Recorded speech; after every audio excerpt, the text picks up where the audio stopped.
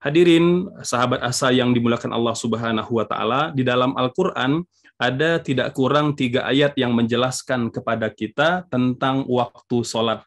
Yang pertama dalam Quran surah An-Nisa ayat 103, di mana Allah berfirman, A'udzubillahi minasyaitonirrajim, Inna salata kanat 'alal mu'minina kitaban mauquta.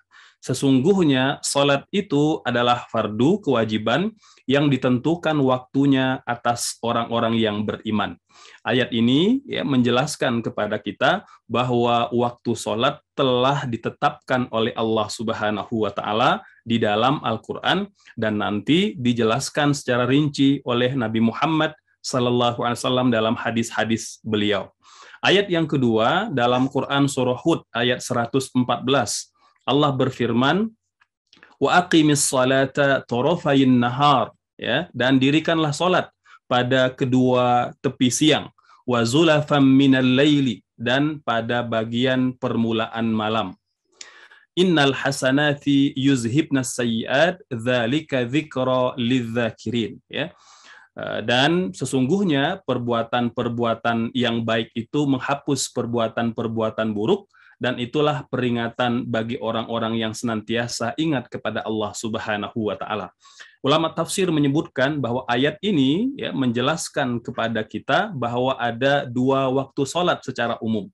Yang pertama adalah sholat yang dilakukan pada torofain nahar, pada kedua tepi siang. Ya, salat yang dimaksud ulama tafsir menjelaskan adalah salat subuh dan salat asar. Yang kedua adalah wazulafa minal laili, salat yang dilakukan pada bagian permulaan malam. Ya, salat yang dimaksud itu adalah salat maghrib dan salat isya. Ini penjelasan secara umum di dalam Quran surah Hud ayat 114.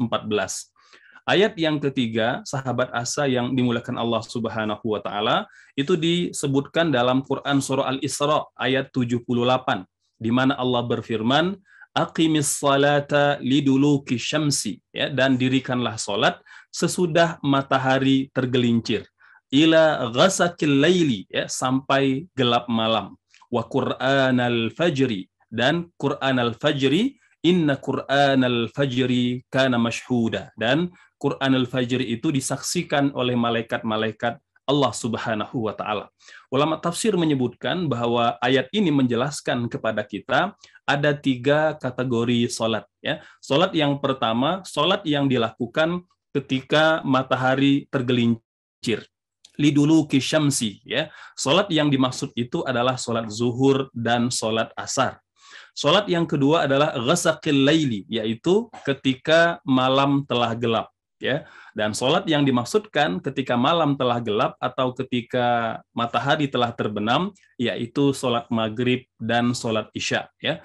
Kemudian yang ketiga, wa Qur'anal fajri, ya, dan Al-Quran yang dibaca pada waktu subuh. Ya. Nah, kata ini itu disebutkan sebagai ungkapan Allah Subhanahu wa taala menyebutkan salat subuh, ya, karena salat subuh kita membaca Al-Qur'an dan itu mendatangkan kebaikan dan dipersaksikan oleh malaikat-malaikat Allah Subhanahu wa taala.